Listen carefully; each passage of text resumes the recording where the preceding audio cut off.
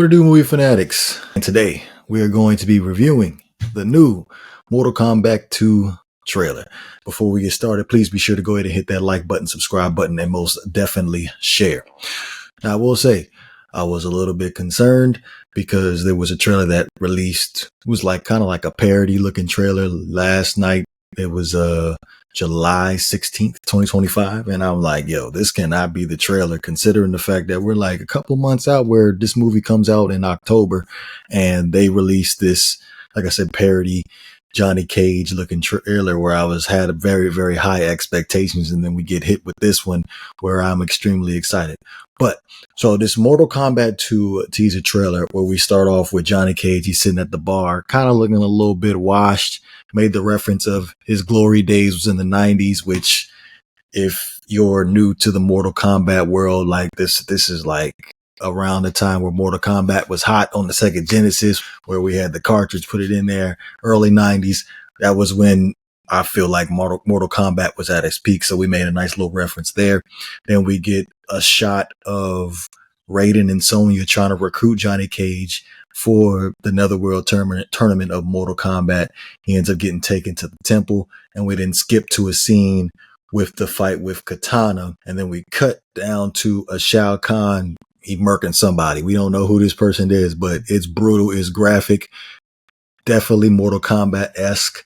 And then we get the setting of the portal, Netherrealm portal setting, where we have a shot of Liu Kang and we have a shot of Kung Lao, which I have my thoughts about this Kung Lao thing, considering the fact that we ended up losing him in the first movie, where it could possibly be Shang Tsung shape shifting into a Kung Lao, or a possible resurrection of Kung Lao, or it may end up being some type of, dream scene for Liu Kang or something like that. But just a little bit of speculation as far as what we're going to get there.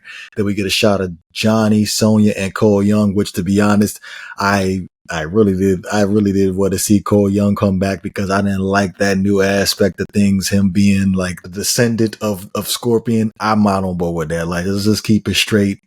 Just straight Scorpion, but we end up going this route. Then we get a Kano sighting, which I felt like he did a phenomenal job in the first movie, where I felt like he carried the first movie. If we're just being brutally honest, he carried the first movie.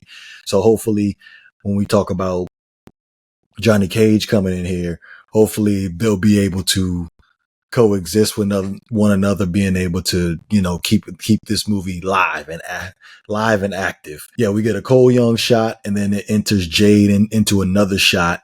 And also we move on to a Jax. He's sparring with some random sparee, and then it cuts to a scene of him sparring with Liu Kang and Cole Young at the same time at the temple. And then we get a cut of Liu Kang. He's doing some kind of fire move on Shao Kahn. And then we cut again to another Johnny Cage scene where we see him fighting against Baraka. And then we get a Jade and Katana fight scene, which is pretty interesting. And then we get a Sindel scream.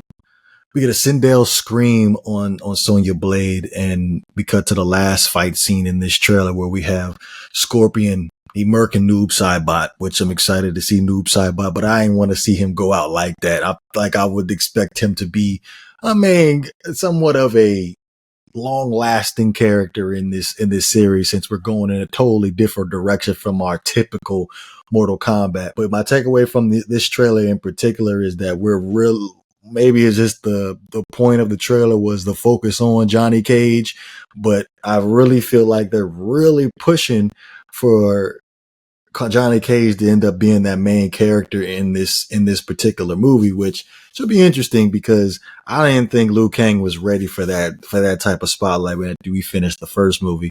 But it looks like Johnny Cage can take up that task. And then, of course, like I said, Kano stole the show, so I don't know what they're going to end up doing with Kano, but if they can somehow make it work, that'd be interesting. But I'm surprised I didn't see any Shang Tsung in this trailer, and we got a lot more of Shao Kahn in this, more than what I thought we was going to get. I thought it was going to be kind of like something that was going to be kept hidden. I know we end up getting the screenshots from the movie a couple months back, and Shao Kahn was in them, but I didn't expect him to be that big in the trailer in particular. So It gets me interested to see what they're going to do with Shao Kahn moving forward. But let me know what you guys think. You know what it is. If you enjoyed the content, please don't forget to hit that like and subscribe button. This is the Movie Fanatics. I'm up out of here, man.